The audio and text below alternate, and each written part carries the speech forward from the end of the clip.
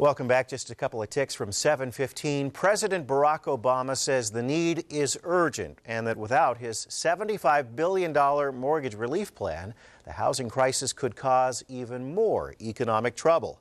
The president says all Americans are paying for the home mortgage crisis and that the price will be even steeper if the problem deepens. Mr. Obama's Homeowner Stability Initiative, as it's called, is a combination of looser refinancing restrictions for borrowers and some of the incentives for lenders in hopes of both sides getting together to modify loans.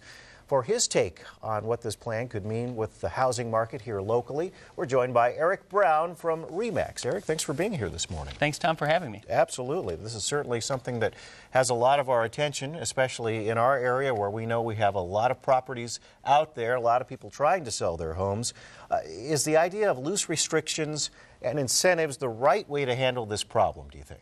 We're heading in the right direction. I know that there's not as much optimism as some may hope in regards to where the housing market is sitting, but we're definitely heading in the right direction. In Obama's plan, our three-prong approach basically of lowering payments, helping individuals with their ability to refinance without the equity stake that they potentially would have had a year or two ago, and the support that we have in the overall lowering of interest rates will be a great boon, but it will be something that will take some time.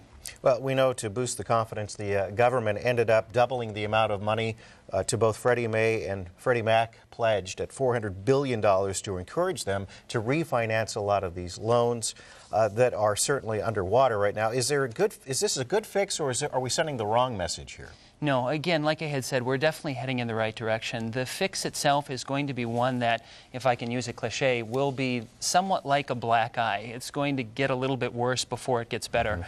But we're now starting to see, at least on a local level, that trickle effect.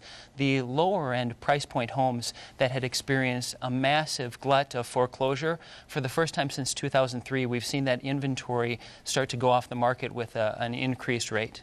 Right, and you were just telling me before we went on the air this morning here that a lot of those properties are being snapped up sometimes within a day or so. A lot of people trying to get to those foreclosed properties that were worth maybe a couple of $100,000 a year or two ago that are now going for maybe $80,000 or $100,000. That's correct. We have a basic supply and demand issue here, not only with first-time home buyers, which typically represent just shy of 50% of the market, but investors seem to also be coming out of the woodwork now that they have price points, again, like you had said, at half the rate of what a home was even 2 years ago. Well, and we know the administration says we could see results soon. And you kind of touched on this, you think this will take a little more time. It's not going to be a really quick fix. We're not going to see this happen overnight, certainly. That's correct. This will be something that's months, if not an extended period. Well, are we going to gain momentum as, towards the recovery? Are we still in for some bad times, at least for 09? Are we looking to, are we looking to 10 right now? 2010 is when we'll really start to kind of turn things around? Most economists and experts would say that. But again, we're nearing the best, from a real estate standpoint, the best market of the year, which is that spring and summer market. And we're already seeing an uptick. So that's a positive sign for us, at least for 2009. A quick question about mortgage lenders that are out there right now. We know that most want 20% up front for that loan. That's tough for a lot of people to put up front. Are we going to see some loosening there, and are they going to be working with people so that they maybe can come up with 10% or even 5%? Great question, and it depends on a number of different variables. For first-time home buyers, we are going as low as 3.5% for FHA-backed securities.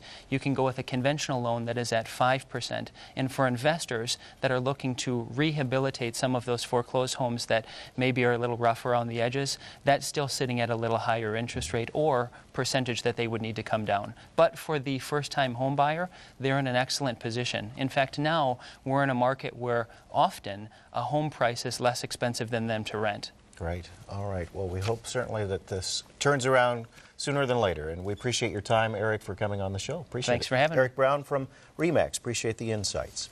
All right, let's get over to Keith Marler. We're talking about our return to January like